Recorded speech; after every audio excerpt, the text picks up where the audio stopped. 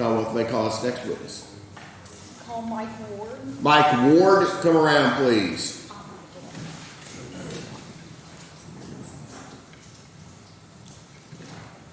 Jury doing okay?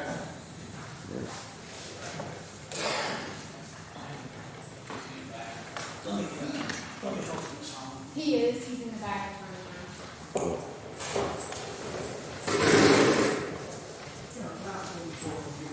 Sure, absolutely. Is it MIKEWARD? Yes.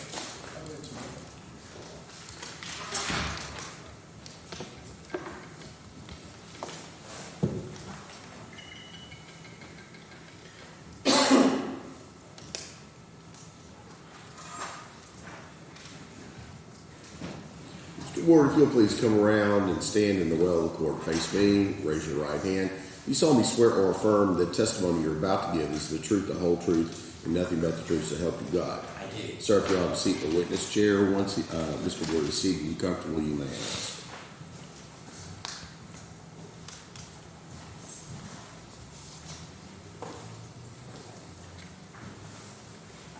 I'm so sorry. I know this has been a longer day than we anticipated. Just a bit. Will you please tell ladies and gentlemen of the jury your name? Yes, my name is Mike Ward, W-A-R-D. And where do you work at? I am an assistant professor at the University of Kentucky in their professional master's degree in forensic toxicology and analytical genetics. I'm a teaching assistant with the University of Florida in their forensic toxicology program. Also an adjunct professor here at Eastern Kentucky University in their forensic science program. And I also do private consulting, and so that's what brings me here today. And how long have you been a toxicologist? Essentially since 1975. About almost 50 years? Close to it. And what kind of degrees or certifications do you have that allow you to practice that? I have a Bachelor of Science in Chemistry from EKU. I also have a post-baccalaureate certificate in paralegal studies from Sullivan University. I have a master's in forensic toxicology from the University of Florida and a second master's, this one in drug chemistry, also from the University of Florida. I'm certified by the National Registry of Certified Chemists out of Washington, D.C. as a toxicological chemist. And have you ever testified in the courts of Commonwealth of Kentucky before? Yes, ma'am, I have. Rough estimate, how many times do you think you've done that? Over the course of all these years, hundreds. Okay, and do you always testify for the prosecution, or do you testify for the defense sometimes as well? Sometimes defense and prosecution. Depends on who calls and who asks for help with a particular case. And have you been asked to testify as an expert toxicologist in the case involving Mr. Timothy Dodson? Yes, ma'am, I have been. Can you please tell the jury what steps you took to prepare for your testimony and your opinions? Yes. I received 2 documents from the Madison County Attorney's Office, a uniform citation and a Kentucky State Police Central Laboratory Toxicology Report. I reviewed those 2 documents and looked at the drugs that the lab had detected and the levels that the lab had detected, and reviewed the circumstances and the context of the case based on the uniform citation, and was able to arrive at some opinions. And are those opinions the product of reliable principles and scientific methods? Yes, ma'am, they are. And are those commonly accepted in your field? Yes, they are.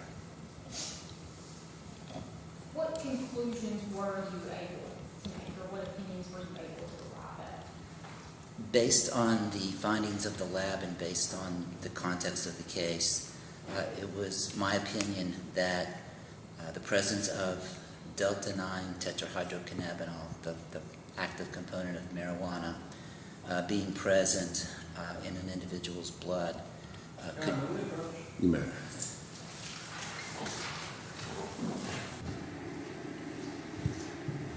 Yes, sir. I just want to make sure that he's not just reading off the report. I mean, I understand he can refresh his recollection. He's testifying as an expert witness, clearly. I have no problem with that. But he can't simply just read a report into the record. He has to testify his own impressions and opinions. And if he forgets something, he's more than welcome to refresh his recollection. So I'm going to be honest with you. I'm taking trial notes, and I have been, I have failed to notice that. If he is just simply reading from the report, that's not kind of how we do it. You'll have to ask him if he. I don't believe he is, Judge.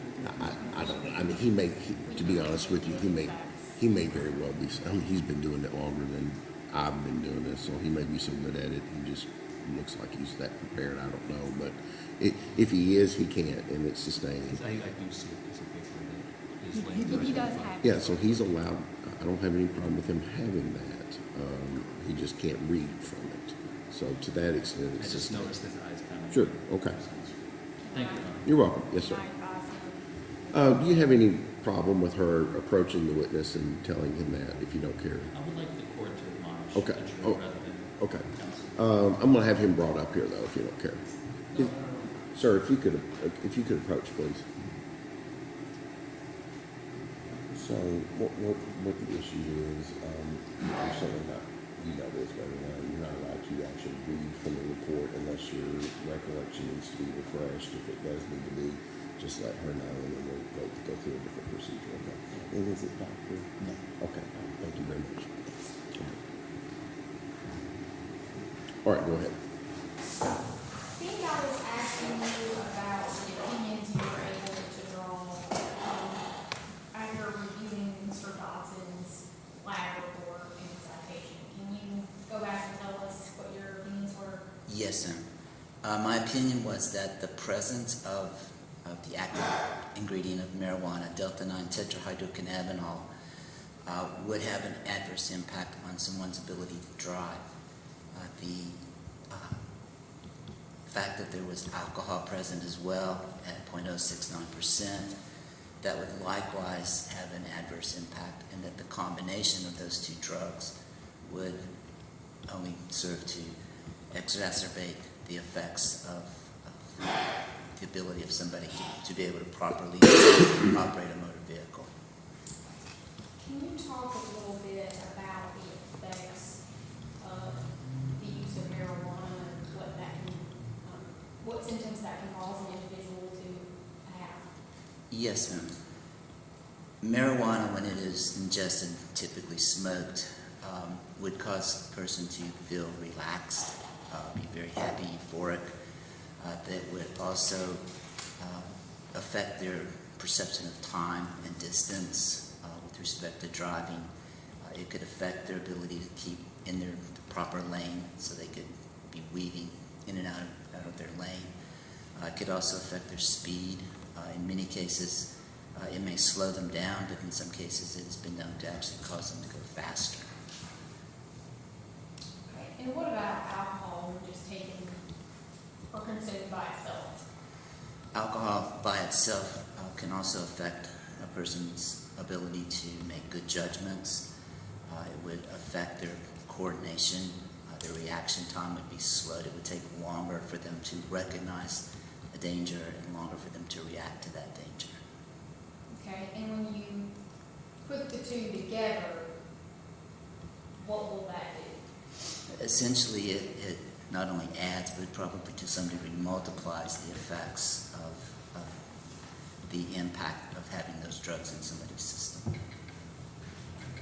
So, and tell me if this is correct or not, because I know one thing you mentioned for alcohol and marijuana both was a delayed reaction time. So would it be fair to say if you just consume one substance, you have a delayed reaction time, but it would be exponentially delayed by confinement? It would certainly at least be added to that reaction. In other words, it would take longer if you had just one. It would take even longer if you had both. Would slurred speech be consistent with someone who had consumed marijuana and had blood alcohol 0.069? Yes, and alcohol can in fact cause slurred speech. And can you tell the jury first what nystagmus is? Nystagmus is a condition where, as you try to focus on a particular object, there will be a twitching in your eye, and this will occur as a result of basically an imbalance in the inner ear where, because it's been affected by a drug or an alcohol, particularly alcohol, and as a result, as you are looking at an object as it's moving, your eye will begin to twitch at a certain time, and that's an indication that there's some impairment there. Okay. What about difficulty balancing?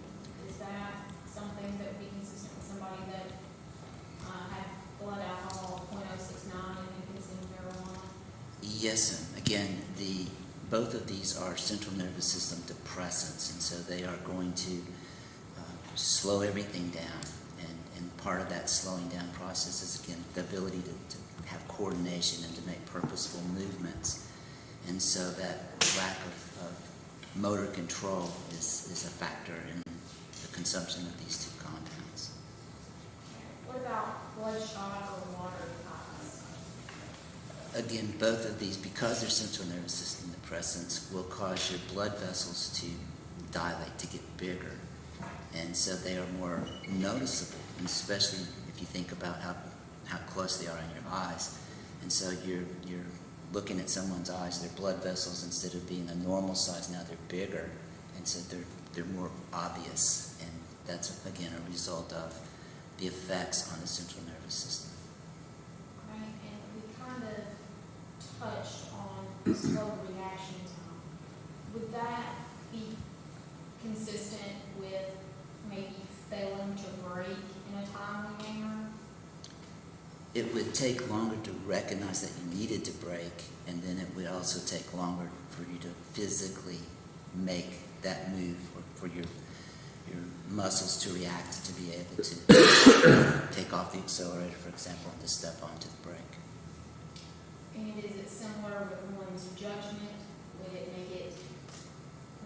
it be consistent for somebody to say cross the center line, or going to the opposite side of traffic? Yes, and it would cause you to make some bad decisions. Not too close to the car in front of me, or I've got room to pull into another lane when in fact you don't. Or I can get across this train track before the train comes. That sort of just really bad recognition of the situation. Or forgetting to use return signal? Is that possible? Again, yes, because you're not thinking clearly and you're not focused or able to focus on all the different aspects of driving. And based on your opinion, would the levels of alcohol in particular and levels of THC, would they have been higher, lower, or about the same at the time the defendant was operating the vehicle? There was about a 44-minute span from the time of the incident to the time that the blood was actually collected. And so in that 44 minutes, the alcohol level would most likely be metabolized, so it would be dropping. So at the incident itself, there's a very good chance that both of these two levels, both the alcohol and the marijuana, would have been higher. Can you tell the jury if, hypothetically, the defendant had 2 Bud Lights 2 hours before his blood was taken, or before the stop, would that be consistent with the .069? No, ma'am, it would not be. An 069 for someone weighing about 180 pounds would require probably close to 3 or so Bud Lights within the hour just prior to that .069.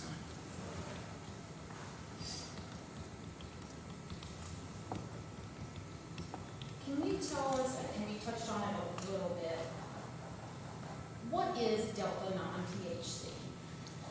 Delta-9 THC is one of hundreds of different compounds that are in marijuana, but it is the psychoactive. It is the one compound that will cause effects on a human person when they ingest it. So when the jury reviews this lab report, they're gonna see the Delta 9 THC on there, and they're gonna see the 11 Nor9 carboxy. I'm probably saying that wrong. No, that's What's correct. the difference between those two? The difference is that when you put something in your body, be it a drug or smoke marijuana or drink alcohol or anything else, two things are going to happen. It's going to affect you, and you're going to try to get rid of it because your body will recognize that it doesn't belong there. And that process of getting rid of it is called metabolism. And so you are metabolizing those drugs in order to get them out of your body. And so the 11 carboxy THC is the metabolite of the marijuana. So if somebody didn't have the Delta 9 THC in their system, but had the other, would that person be experiencing impairment for marijuana? If there's no Delta 9 THC, but there is carboxy, Yes. okay. No, the carboxy metabolite is inactive. It would have no effect on a person. So in order to actually be experiencing impairment from marijuana, you have to have that Delta 9 THC. The Delta 9 THC, and then there's also another metabolite that is active that was not reported in this instance, but those two compounds would be active in terms of causing an effect. Is Delta 9 THC, is it the substance that causes somebody to feel what we would call a high? Yes, and that would be the euphoria that we talked about a little earlier. And is it your opinion that the signs and symptoms, such as the delayed reaction time, that were reported by Officer Salyer, that that's consistent with somebody who is impaired at a .069 blood alcohol and marijuana? The delayed reactions, the slurred speech, those are certainly symptoms and signs of someone who is under the influence of alcohol and or marijuana.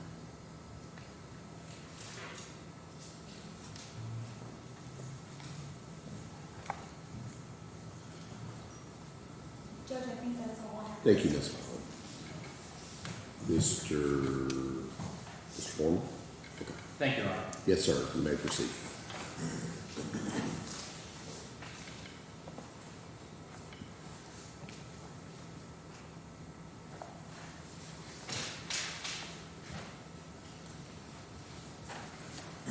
Good afternoon. Afternoon.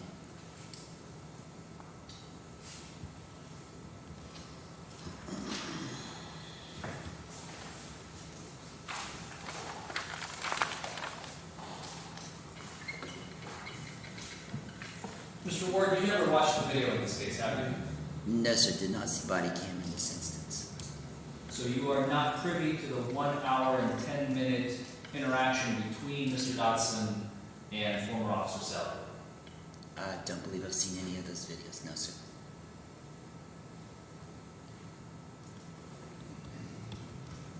I want to talk to you about your independent consulting business for a moment. You are the owner and sole operator of ToxChem Consultations LLC, is that correct? Yes, sir, that's right. That's the business you started about 10 years ago, according to your business records? I think that's about right, yes. And in those 10 years, your business, at least as of last check, is located at 202 South Stourbridge Road in Versailles, Kentucky. Does that sound right? Yes, sir, that's correct. Is that also your residence? It is. That's your home? It is my home. That's where you live also? Yes, sir. Okay. So, and that's also where your lab is located? I don't have a lab. You don't have a lab? No, sir, I do not. You don't conduct experiments? Not any longer, no, sir.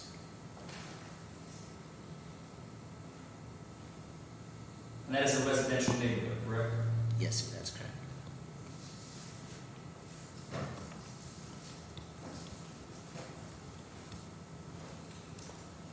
Now let's talk about, I want to talk about some of your publications. We received a copy of your curriculum vitae, CV, resume. You are a co-author. I don't think a single one of these is you authoring them yourself, but you are the co-author of at least a grand total of 5 where we received publications. Does that sound about right? That sounds pretty much, yes. One from 1977, one from 2001, one from 2006, one from 2007, and one from 2008. Does that sound about right? That sounds pretty close, yes. The one from 1977 is about LSD, which is a drug, a hallucinogen, toxicity, a suspected cause of death. Does that sound right? Yes, sir, that sounds correct. And then in 2001, you co-authored the OxyContin explosion, OxyContin, a new type of opiate death in Central and Eastern Kentucky. Yes, sir, I collaborated on that, yes.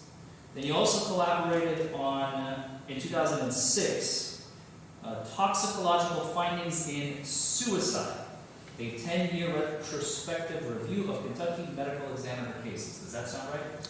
Yes, sir. Fourth one, from 2007, methadone toxicity fatalities, a review of medical examiner cases in large metropolitan areas. Does that sound right? Yes, sir. And the last one that you authored 15 years ago, co-authored, excuse me, Fumes Do Kill, a case of fatal carbon monoxide poisoning directly attributed to diesel fuel exhaust with a 10-year retrospective case and literature review. Does that sound right? Yes, sir.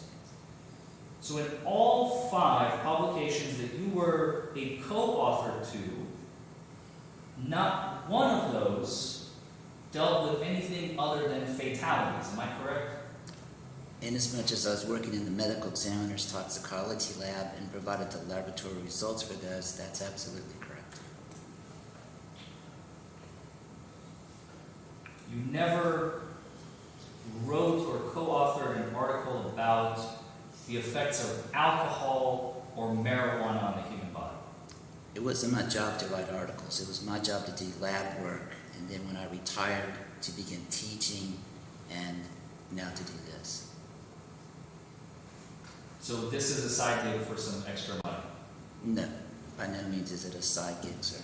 It's a primary gig, It is something that I do other than teaching. other than teaching.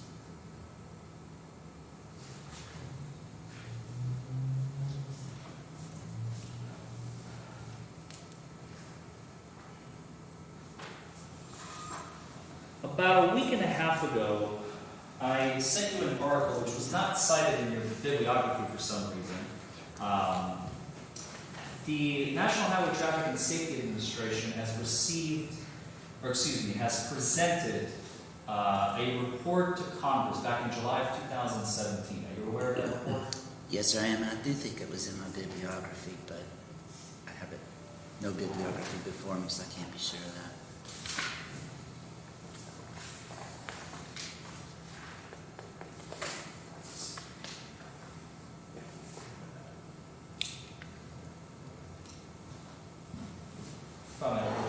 Yes, sir. Let me give you your full report, and then the bibliography is all the way back. If you could please review that and let us know where you find the report to Congress by the National Highway Traffic and Safety Administration. I believe it might be number 15. If not, there's a much more extensive bibliography that I refer to. So if it's not there, it's in my major bibliography of articles. That you did not provide us in this case, this major bibliography, correct? I provided you those particular references that I used for this particular case. Would you please read what number 15 says? Yes. The National Safety Council, Alcohol, Drugs, and Impairment Division position on cannabis, marijuana, and driving adopted February 12, 2017. Thank you. It did not say the National Highway Traffic and Safety Administration marijuana impaired driving report to Congress, did it? No, you're correct. Please tell me if you agree or disagree with the following statement. This is from that same report to Congress by the National Highway Traffic and Safety Administration that is promulgated by the U.S. Department of Transportation. As the previous sections of this report have indicated, the poor correlation of THC level in the blood or oral fluid with impairment precludes using THC, tetrahydrocannabinol, blood levels as an indicator of driver impairment. I believe we have stated that there is no correlation between a blood level and a degree of impairment. We have fully explained that, I think. So the use of THC, of a THC level, cannot serve the same role as breath alcohol concentration does in marijuana impaired driving cases, correct? That's correct.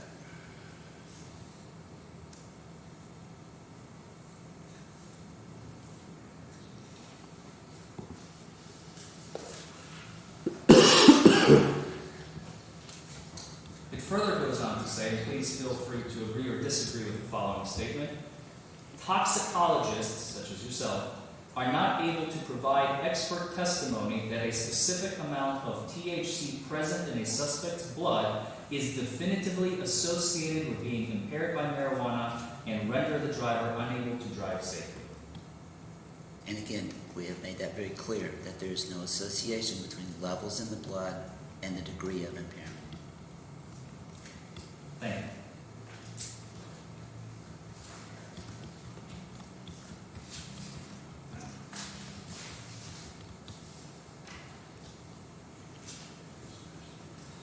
Would you agree with me that the peak of THC concentration after ingesting marijuana happens around the 20 to 40 minute mark after consuming?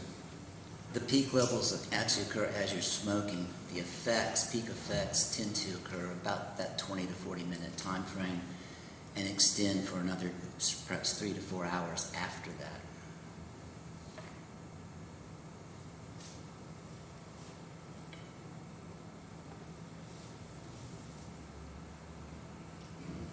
You also noted the 44-minute gap from the arrest to the blood draw. You are speculating whether or not the numbers could be rising or falling, correct? Inasmuch as if he had smoked marijuana, or if someone had smoked marijuana, it would have to be falling unless they were actively smoking while under the observation of the officer. What about alcohol? Alcohol, because of the way I calculated it and give a range of what I would anticipate a level to be at that 44-minute mark, even if there were some alcohol in his stomach, it would still fall within that range. And it would still have been higher. So like you said, you anticipate, meaning you're speculating. You're giving your opinion, correct? I'm giving my opinion. I don't think it's speculation. I think it's based on science and on toxicology and pharmacology. What percent of alcohol is Bud Light? I think it's 4.2%, as I recall.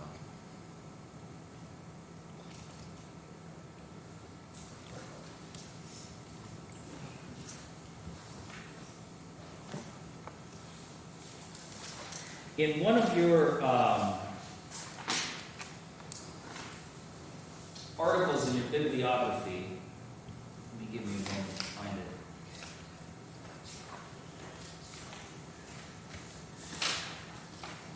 I believe it was the Clinical Chemistry March 2013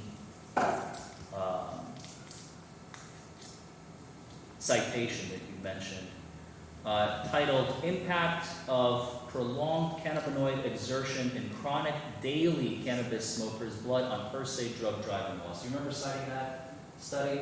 I don't doubt that it's in there. I can't tell you exactly what that says at this particular moment. I'll read it to you. I'm just asking if you remember. Again, I don't have it in front of me, but I suspect if you're reading it from my bibliography, it's there. Do you remember including that article in your bibliography in the first place? Specifically, no. Yes. I do not specifically recall including that article, but if I included it. I have reviewed it.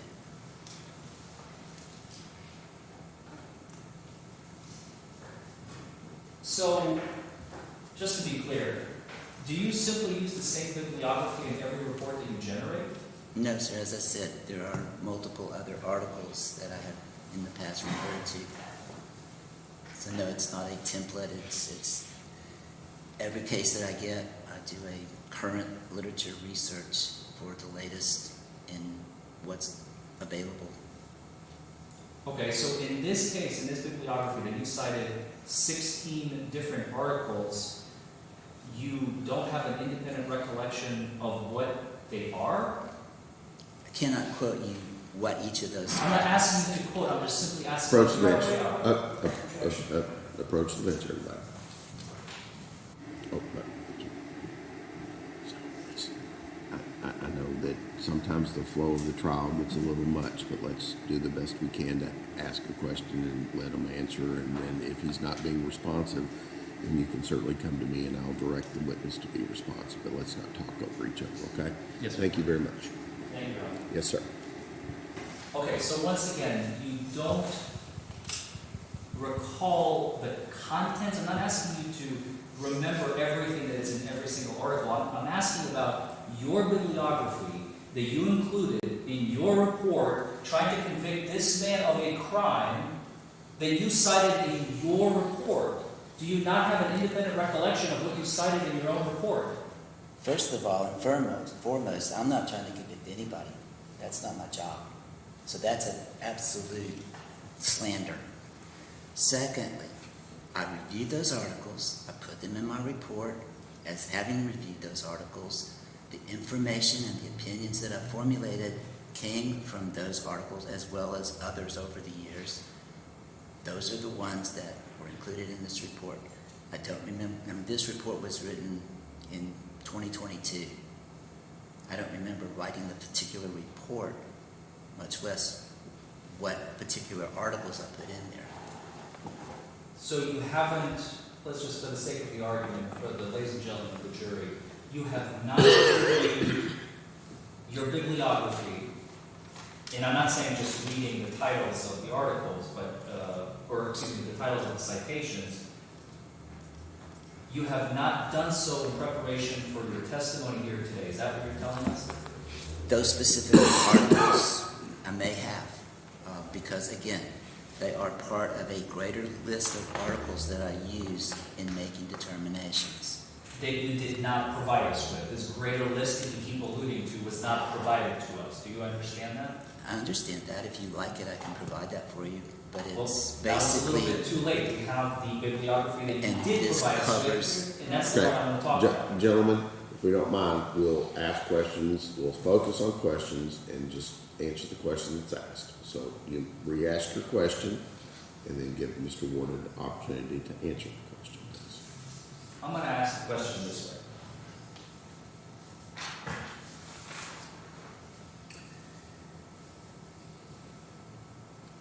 So, the one I started talking about, the 2013, March 2013 clinical chemistry publication.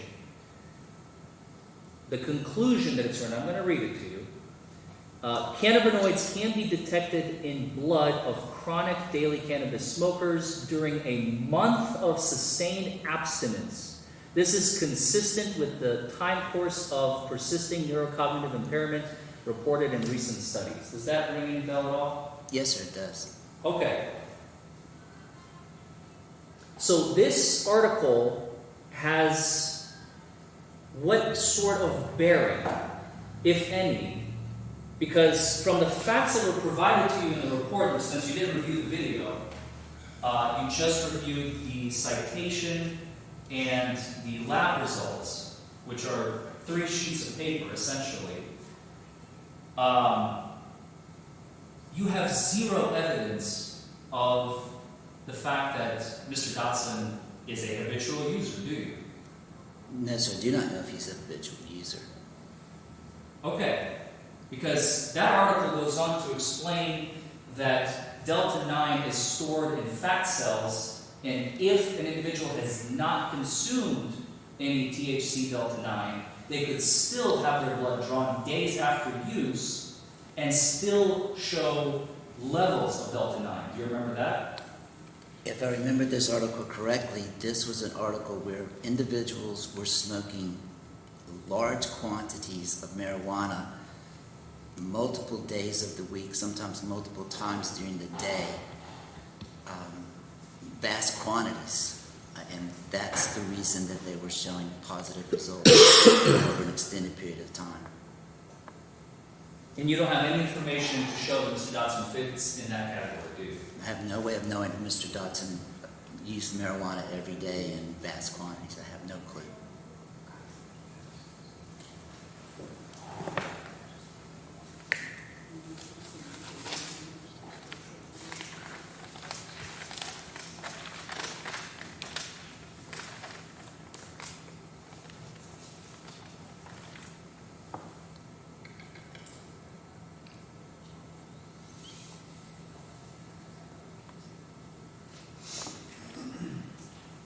Let's talk about another one.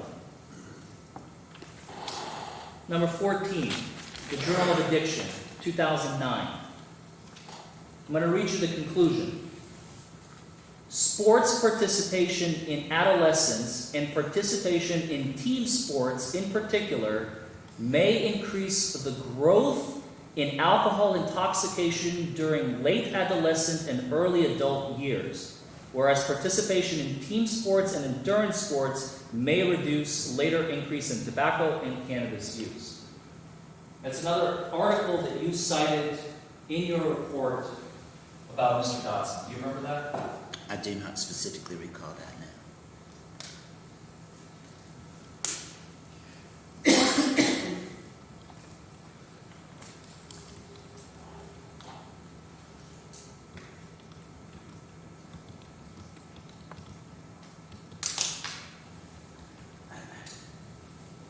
Here's another one. Pharmacotherapy, number 8, from 2013.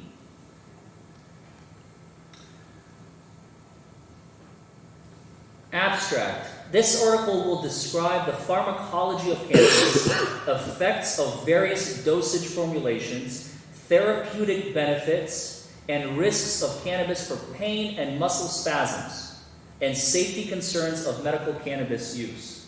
That's another article that you included in your bibliography, which has no relation to Mr. Dotson. Is that correct? I'm sorry, did you say I did or did not include that? I said that you did include that. Did include that. That you did, yes. Okay. Again, it was an article that I referred to for information. And I'd also please like to point out that you're reading sentences out of several pages of articles. I'm simply reading either the abstracts or the conclusions for summation so we don't have to sit here all day and read the articles that you cited. I'm trying to make it brief for the ladies and gentlemen. I appreciate that. I'm sure they do as well. But I just want to make sure we point out we're looking at very small pieces of very long articles here. So do you contest that the portions that I read to you do not essentially summarize the meaning of the articles? They may very well, but without looking at the specifics in that article, much like the very first one you quoted, there's a quote on page 28 that wasn't read to the jury. The articles that you cited in your bibliography is what you're referring to. I'm referring to the very first article that you mentioned that you quoted from. Yes, sir. The impact of prolonged cannabis exertion article? No, the one from the National Highway Traffic Safety folks. Oh. 2017 study. Yes, sir. What about it? There are parts of that you did not quote that can be fairly significant. It's a, 30 some odd page article. To take very small snippets of those to make a point is not exactly fair. I am simply reading the portions that are relevant to this case. And there's other portions that could be relevant to this case. Okay, would you like to read it to us, please? I don't have the articles before me. I can read the one that I'm talking about and the one there, if you'd like to share. You said page 28? I believe so, yes. Here is page 28 of the National Highway Traffic and Safety Administration marijuana impaired driving report to Congress.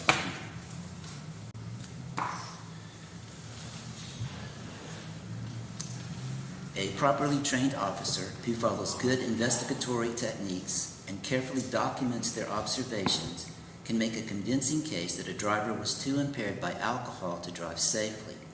The same is true for suspected marijuana-impaired drivers. The lack of an impairment standard equivalent to a BAC level does not prevent the successful prosecution of a marijuana-impaired driver.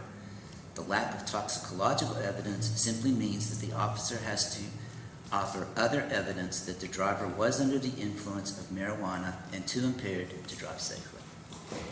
Thank you. To your recollection, was the conclusion of this report to Congress by the National Highway Traffic and Safety Administration that there is no direct correlation between ingestion of marijuana and crash risk? That was their conclusion, yes. As we have indicated, there's no correlation between a level and the degree of impairment. But they do not say that there's no impairment from marijuana. They do not say that. They just can't correlate it to the You level. cannot correlate that to a level like you could with alcohol, for example. Even though some states do have marijuana per se laws, such as Washington, right? They did, yes. Where it is 5 nanograms per milliliter is the equivalent of their 0.08 That is, for alcohol. that there are some states that have that, yes. Some states have zero tolerance.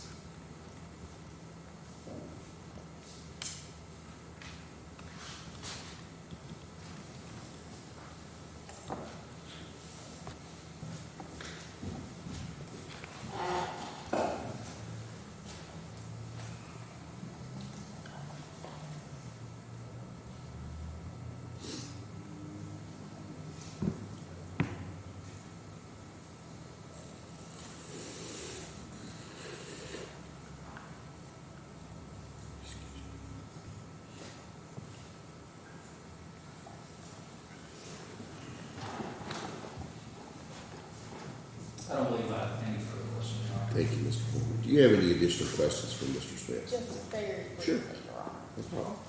I know there were some questions on cross about, your publications. But you're still a professor, is that correct? Yes, sir. At the University of Kentucky? Yes, sir. I'm a lecturer, assistant professor at UK, as well as the other 2 schools that I mentioned. So do you stay up to date with any changes or education requirements? Are you up to date on the current science? Yes, we certainly try to be. And what subjects do you teach? I teach forensic toxicology. I teach an ethics courtroom process class, a chemical literature review class, laboratory practices classes, professional practices in forensics, and then with Florida, it's forensic toxicology as well as toxicology of weapons of mass destruction. So you actually teach future toxicologists? Yes, Potentially. that's true. And even though we all agree that we can't link a certain number to a level of impairment with marijuana, does that mean that marijuana can't impair a person? If it had no effect, there'd be no reason to smoke it. So yes, it absolutely can impair a person. So, and since we can't link a number to it, does that mean that a person could be impaired by 1 nanogram? Yes, there's no connection between a level and the degree of impairment. So, and I know there was also an article mentioned about chronic marijuana users. Did those people also experience neurocognitive deficits? May we approach, Your Honor? You may.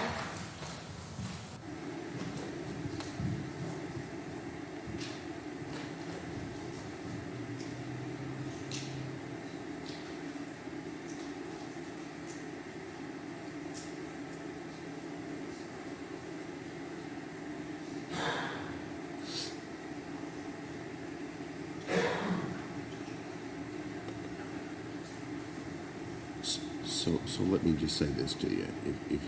If you all want to agree that it can be a free-for-all, and I mean, you know, it doesn't bother me, but the way I've just always done it when I practiced and even when I've been here, if it's your witness, it's kind of your, but now if you all just want to agree, it's just all four of you and have at it, that suits me just fine. I'll take on all four of you. It doesn't bother me at all.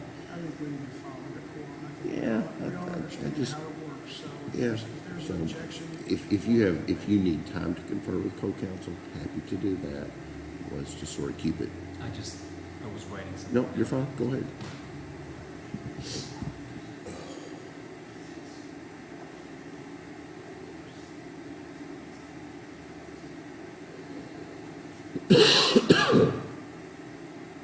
Okay, so as I understand it, the question was going to elicit specific testimony about specific participants in the study where he was not present, and that is what counsel was asking.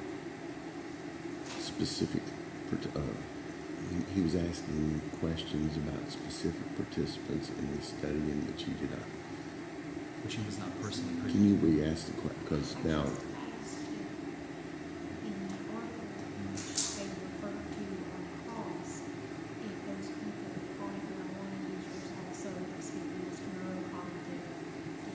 based on what the article said. Yes. I'm gonna let him ask. I'm gonna let him answer it. And that, if that's what the question is, I'm gonna let him answer it. Okay. Ms. Hall, if you'll re-ask your question, please, ma'am.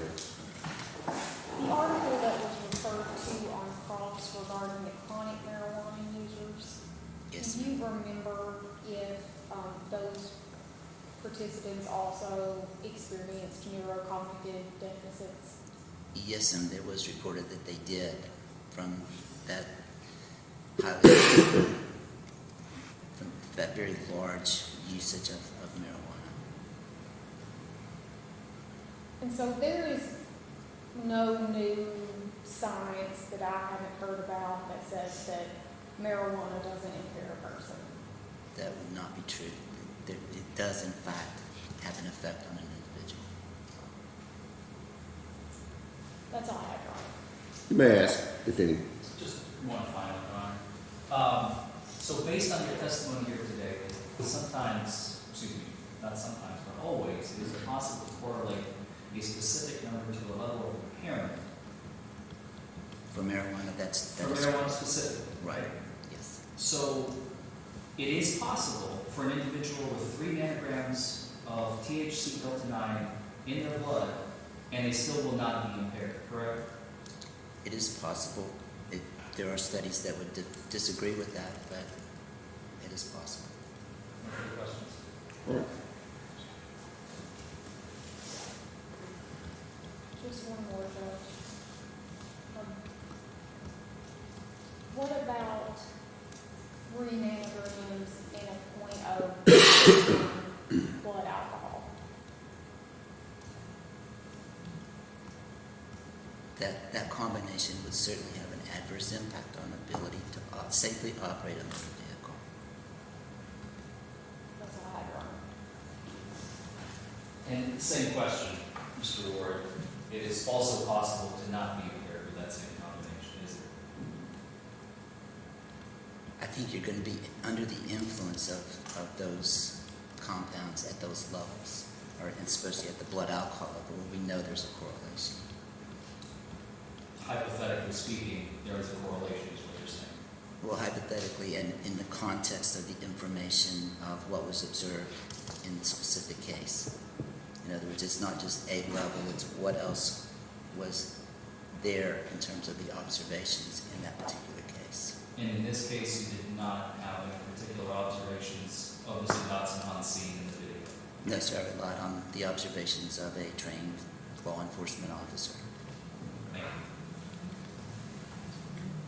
Nothing further.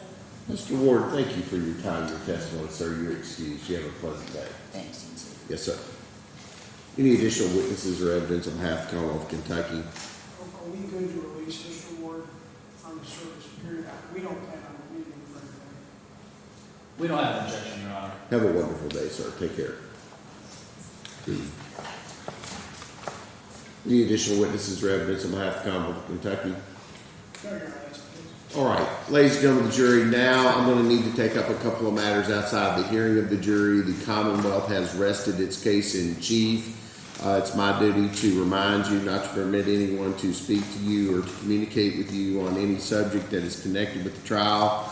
Should anyone attempt to do so, I would need you to report that upon your return to the courtroom. Additionally, you're not to talk amongst yourself, nor form or express any opinion on any subject that is connected to this trial until I submit it to you for your deliberation. Mr. Davis, any objection to that admonition? No, Your Honor. Mr. Foreman? No, Your Honor. All right, no objections having been lodged, I'll rise while the jury exits the courtroom. We're going to come back at, I'm going to go ahead and do a couple of things outside the hearing of the jury. I'm going to try to move forward with a instruction conference. So we'll come back at 10 till 5. All right?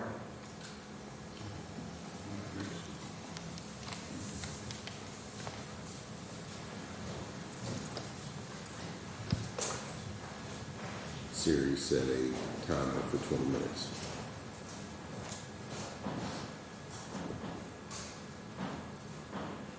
All right, the jury is out. We will remain. Shut that door, Larry. You all may be seated. Sorry. Is that door shut? It is shut. All right, the jury is out. You may be heard, sir. You already know what's coming. Your Honor, the defense would like to make a motion for a directed verdict. As Your Honor is aware, the motion for a directed verdict is viewed in viewing the evidence in the light most favorable to the Commonwealth. We believe that based on all the evidence and testimony that has been thus far provided by the Commonwealth on at least 2 for sure and possibly all 4 charges, they have not met their burden. The court should take the case away from the jury and render a verdict in favor of the defense. With respect to the careless driving and the failure to use a turn signal charge, let's start with those. Officer Sellier has testified that there has been no video recording of that incident apart from an independent recollection of events from 4 years ago about what had happened. He testified that he saw Mr. Dotson change lanes, allegedly almost strike a vehicle, and then make a right-hand turn away from the checkpoint that was in front of him. And he initiated a stop. Other than his testimony, there has been absolutely no evidence to corroborate those 2 charges in any way, shape, or form.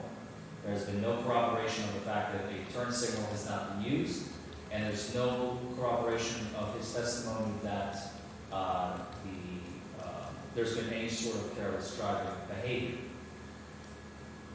Third, with respect to the Wendy's cup, the possession of an open container in a motor vehicle, Officer Sellier testified, and again, we don't have any independent corroboration of this evidence, of the fact that he smelled the cup, and to him, and I quote, I believe, it smelled like some type of whiskey or bourbon, quote unquote. He did not preserve a sample. I'm not even saying the entire cup, but a mere sample for the jury to be able to smell, for us to be able to independently examine it. We are simply purely relying on the testimony of one individual with no corroboration of evidence. You ought to try best evidence argument with that one day. It'd be best evidence in Kentucky, a bourbon is a little bourbon. It's not going to fly today, but go ahead and give it a try. And last but not least, Your Honor, with respect to the operating motor vehicle under the influence, we have testimony that Officer Sellier conducted several standardized field sobriety tests. We have, I think, as I told the jury, Your Honor, the absolute best possible evidence that both defense counsel, the prosecution, the court, and the jury could possibly have. and that is independent, unbiased evidence of what actually happened that night. Now, I don't know about Your Honor, but to at least counsel, it appears that the video is in direct contradiction to what Officer Sellier saw that evening. Perhaps with the miscounting of the steps, I believe that is one that counsel is well happy to concede, because I do recall Mr. Dotson counting to 10, I believe in both directions, even though Officer Sellier only testified in one direction. I believe he counted 10 in both. But his stride, his walk, his gait, his infallibility in his movements, and especially when one of the most curious things happened, I don't think counsel has ever had this happen in a DUI case in about 40 jury trials, Your Honor, is standing on one leg, actually tipping over, and catching yourself without falling, without dropping your foot, and regaining your balance. I mean, if an impaired individual can do that, then these standardized field sobriety tests are all damn to hell, and they're completely useless. But yet we continue to use them time and time again. Why? Because they are useful. They do show, in a perfect world, I suppose, when an individual is impaired or not. But in this case, it is a far cry, a far stretch to argue that Mr. Dotson was impaired at the time that video was pointed at him and recording him doing all of the field sobriety exercises that Officer Sellier was asking him to do. The preliminary breath test, Officer Sellier testified, has shown the presence of alcohol, which I think by now we can all agree there is going to be alcohol in his system. There's no denying that. There has been evidence in the video, there's been testimony, and we have a blood result. It's not a refusal case. In a refusal case, there might be a question, did he, and so on. But we have a blood result of 0.069 and 3 nanograms per milliliter. The Commonwealth went so far as to hire an expert witness to testify here today. And when I asked him, is it possible to be both, this combination, the reason we brought you here today, the reason the Commonwealth, brought you here today, is to kind of tie the two things together. What does it mean when a person has this level of alcohol, 0.069, and 3 nanograms per milliliter? And he testified both ways. It is possible for an individual to be impaired. It is also possible for an individual not to be impaired. He has also cited multiple articles in his bibliography that I just thought was important to point out that this is an individual who has not either, I don't know if he miscited his own bibliography. This was very confusing to defense counsel when I reviewed the articles that he cited. It had absolutely no bearing on the case with respect to the pharmacological benefits of marijuana, the how sports could dissuade adolescents from using tobacco products, alcohol, and marijuana, heavy users, and how marijuana can stay, Delta-9 THC can stay in the system for long periods after consumption, despite no recent consumption. So he, Mr. Ward himself, has testified that it is possible that the combination of 3 nanograms per milliliter and 0.069 BAC alcohol will not have an impairing effect on an individual. The 0.069 is also below our legal limit, and that is why the Commonwealth is proceeding under the combination. Well, you can make that argument to me today, to me, but not to the jury. Remember, we talked about that phrase, legal limit. So I remember. all right. I know one place. And I know my audience. So, Your Honor, I don't believe, even viewing the evidence in the light most favorable to the Commonwealth, it is still not possible for them to present this case to the jury. And I believe the court needs to take this case away from the Commonwealth and render a directed verdict for Mr. Dodson. I appreciate the argument, Mr. Foreman. On behalf of the Commonwealth, would you like to respond, sir? Yeah, just very briefly, I think I heard a different testimony from Mr. Ward than perhaps Mr. Foreman did. Mr. Ward testified that that combination with all of the findings of the trained law enforcement officer would equal impairment. Now, Mr. Foreman's got a view of the video. The jury and myself probably have a different view. It is clear that the defendant could not follow multiple instructions. It is clear that the defendant waved his arms to maintain balance. He almost fell backwards at the end of the walking turn. He clearly did not follow instructions on the one leg stand. What Mr. Foreman wants this court to believe, and probably wants the jury to buy into, is the slippery slope that Mr. Dodson had to be falling down facing the dirt drunk to be impaired. And we know that's not the law in the Commonwealth of Kentucky. The law is if he was operating his vehicle with any degree of impairment, then he is guilty of operating a motor vehicle under the influence of intoxicants, and that's all we have to prove. So clearly we've made a prima facie case of each of these charges. I would ask the court to overrule the motion and instruct the jury on the law. Very low burden that the Commonwealth has to meet. I do have to take the evidence in light most favorable to the Commonwealth as it relates to the careless driving and the failure to use of a turn signal. It's fairly easy to take that evidence most favorable to the Commonwealth, but I haven't heard any other evidence to the contrary. I've not heard any evidence that he did, in fact, use a turn signal. So I found that that's uncontroverted this time. I do believe, at least by a prima facie standard, that the Commonwealth has met the burden to get over the hump, as they say, to let the jury take a look at it, at least at this point. And certainly everything that you just basically argued to me is fodder for closing argument, closing statement at some point. Except for the legal limit argument. So with that being said, I'm going to note the motion, let that be overruled, and then we will move into a jury instruction conference. We'll do that in the back in the jury room, like I normally do. And then when we come back out, we'll go back on the record and then let you formally state your objection, both parties, to any instruction that you have tendered to the court that I haven't adopted in toto. So that being said, we'll be in recess. If you want to speak to your client just for a few minutes, we'll take like maybe 5 minutes apart and just kind of gather back in the jury room. I need to have Allison bring down the proposed jury instructions anyway. Okay, we'll be in recess for about 5 minutes and reconvene in the jury room.